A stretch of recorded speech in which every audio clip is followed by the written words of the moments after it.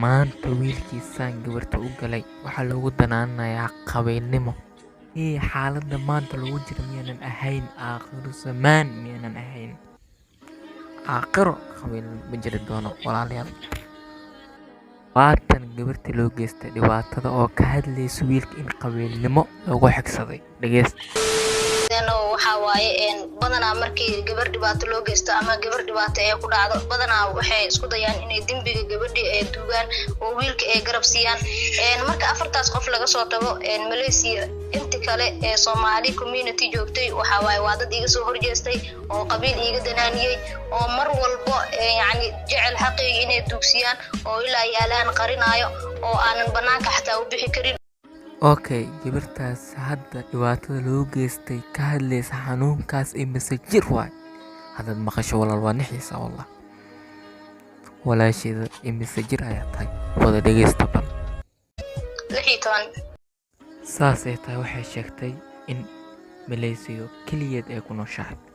Hadda su-aashii aan guda galno, walaashey wax famil ah ma kula joogaan Malaysia? Malaysia wax famil oo ii jooga ma lahayn, keligay ayaa joogay. Okay, walaashey ma jiraan wax hadda garab ku siiyey maadaama ay ku nool yihiin Malaysia dadka youtuberada ah? kaliya waxaa jirta dad oo asxaab ah oo garab i siiyey oo ka mid tahay walaashay Tina Frey iyo Xuseen Bebe, Nasteexo iyo Muniir. asxaabteeda hadda waxaan guda galaynaa walaasheyna noogu sheekeynaysaa si wax u dhaceen, qaabkay wax u dhaceen, qaabkay wax u jiraan iyo qaabkay dhibaatada usoo gaaro. Soo dhawaada. bishii Ramadaan la soo dhaafay maalintii 7 bisha Abriil 19 waxaa dhacday qof familka ahaa oo yani famil camal noo ahaa oo nala deganaa guri nala deganaa balse naga guuray inuu noo soo afur doonto oo noo soo afuro. balse nasiib xumo waxaa dhacday markii dadka gurigii la afuray iska baxeen waxaa dhacday in uu qofkaas i damco nafsadeeda damco sharafkeyga damco inuu yani isku dayo inuu wax walba oo xumaan igu sameeyo. laakiin alxamdulillah waxa waaye mar waliba wax qoran oo baa dhaco in Ilaahay iga badbaadiyay oo midi ila yimaaday anigoo wali aanan afurin balse iska jabiyay salaadii maghrib markaa soo dukaday kadib oo midi dhuunta iga saaray laakiin aan iska qabtay. sidaas darteedna oo dhaawac aad iyo aad halis waa i soo gaaray. Halkee ayuu dhaawac kaaga soo gaaray walaasheeda? dhaawac wuxuu iga soo gaaray gacanta oo aan midida ku qabtay ilaa iyo muddo 30 ilaa 20 daqiiqana aan dagaalamayay oo aan guriga meel walba ka tirsan aan galay oo aan isku xiray balse iga daba hari waayay si walba. balse nasiib wanaag ugu dambeyn qof guriga ka tirsan uu albaabka soo furay uu imaaday, sidaas darteedna aan uga badbaaday. ninkaas oo dhibaatada geystay magaciisa saddexaad ma noola wadaagi kartaa walaal? magaciisa waxaa la Cabdullaahi Xuseen Axmed.